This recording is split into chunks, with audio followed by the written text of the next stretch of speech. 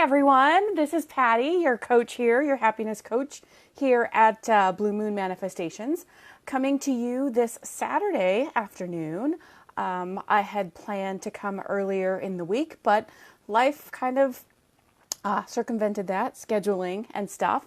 So I am here now to bring you a message. And if you are catching this live, give me a wave when you jump on so that I know that you're here. And if you are catching this on the replay, type in #replay at the bottom so that I know that it got to you and that you stopped by to check it out, because I do appreciate the time that you give, or that you spend checking and watching the videos and interacting. I do love it. So I had planned to bring you another topic, but local events have kind of led me to change my topic today. And the headline, or the title of the video here is, Am I supposed to be happy when bad things happen? And the answer to that, the short answer is no. But I have been talking about being happy and incorporating happiness in your life and living a life of joy. So local events that I'm talking about that were very prominent and affected a lot of people here in the LA area were a nightclub shooting earlier this week that were several teenagers, college-age students were there. It was a nightclub that allowed that age group there. And so there was just a random shooting, which unfortunately is not uncommon in the news these days, but I also want to point out that we shouldn't be blasé about it. We shouldn't be like, oh, well, that's just the way things are. And then the second thing that happens, or that is actually happening now, there are several wildfires here in the area. And these are pretty big. They have... people have lost homes. I know people have lost lives now. If you guys are familiar with the Southern California area, I mean, they're evacuating Malibu, which is very big and very prominent and very close to the ocean. Lots of, high-end homes and things like that.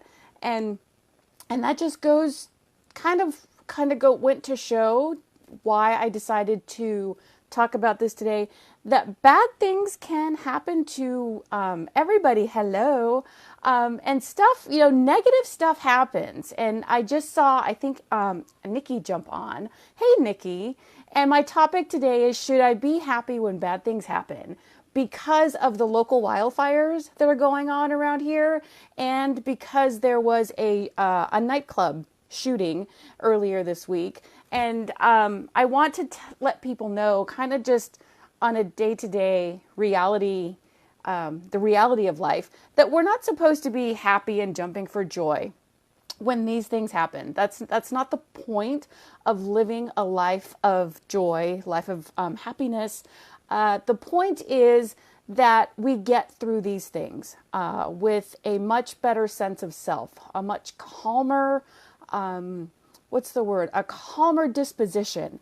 And because I am a person that likes to work with energy, as an energy worker, maybe, if that's what you say, the fires are nuts. They're really scary. But so energy, I feel, is connected universally. So we can tap into energy, we can use energy, we can experience positive, negative energy, all that good stuff. Mostly good stuff. So the point is, if something happens that you are sad about, or that is tragic, or that is devastating, like a natural disaster, an event that you get angry about, like the shooting, a personal tragedy within your family, life, death, death, it's a transition, but it's not necessarily something that we always, jump for joy about, like we do when babies are born. They're both transitions, but they're opposite ends of the spectrum. So I don't want you to think that I'm telling you guys to just be like, oh, well, it's all good. We're happy, whatever. No, I want you to realize that you need to process the emotions. I wrote out some kind of funky notes here, so I'm going to try and make sense of them.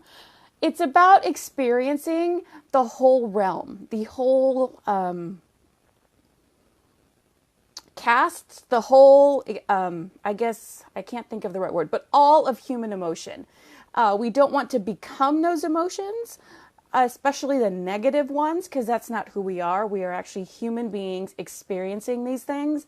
So the way that I look at it is that when bad things happen, we process that sadness, the grief, the anger over the situation, and feel through them, but don't give in to them. You know, don't wallow. Don't give into that self-pity or the victim type of mentality.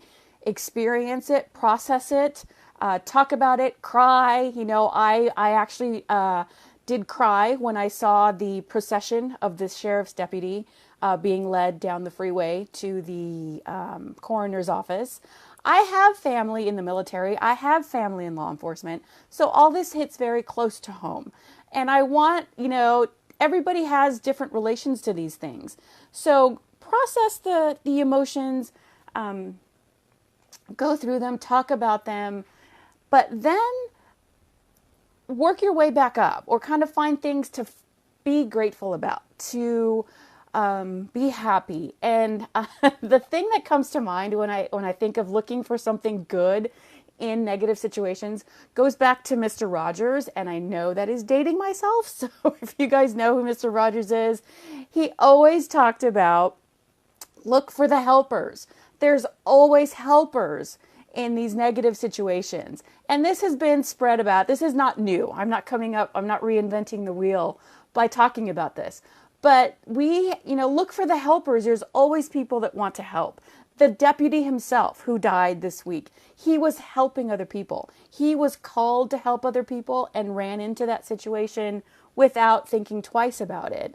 So there's always helpers. There's always a sense of coming together, either a community, a family, a nation. When things happen, it brings us together. And that coming together raises the vibe, the energy collectively of the world, the neighborhood, your family. And that's kind of what then gets us through the crappy stuff, the crud that we have to experience.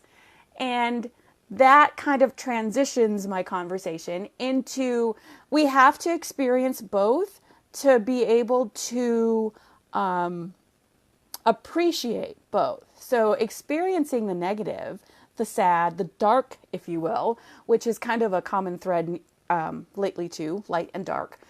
Experiencing that gives us, it's human nature to want to be, we do want to be part of a community. So that community also is where we get our support from and what we lend our support to.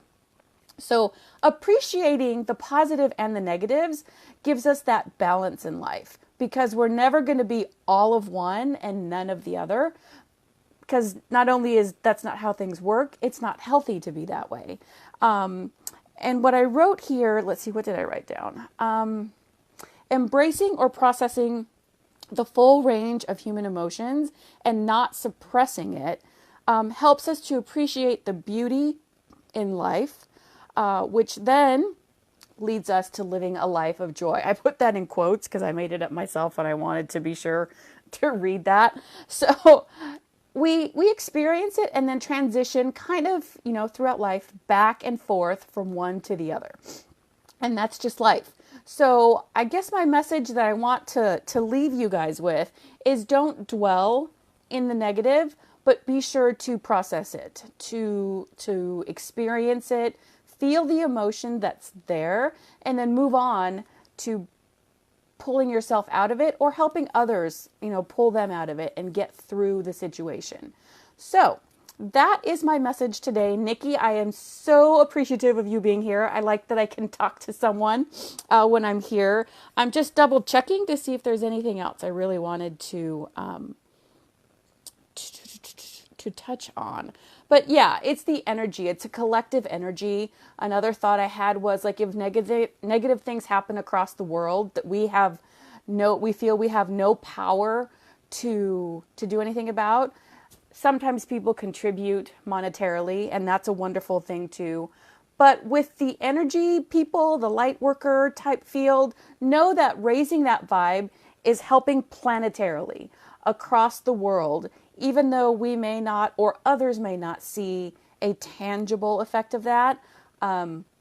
We can direct our energy wherever we want to. We can direct it to people that we don't know. We can help them maybe somehow energetically get through the situation, even though we don't know who they are. And that can be a global thing that does not need money. It does not need you to travel there to build houses like Habitat for Humanity type stuff, which is all wonderful.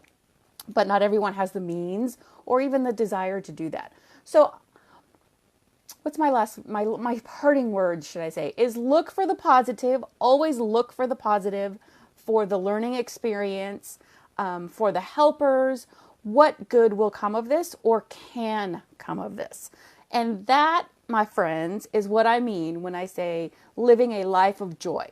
We're not going to be jumping for joy all the time. And I don't know if you can see it back there. I think you can. So I lit this candle before I came on here, and I did a little, not meditation, just kind of set an intention for a positive message to come across to honor the people that have been affected by the negativity, the crud that is happening around here. So we will collectively, as a community, as a family, globally, brothers, sisters, humanity, raise the vibe and help how we can in whatever minor way we can to get each other through the negativity and into the light. So that is my spiel today, people. Nikki, I love you. I have seen you earlier on Facebook today, and I will see you around later. And everyone else, have a great rest of your weekend. Bye.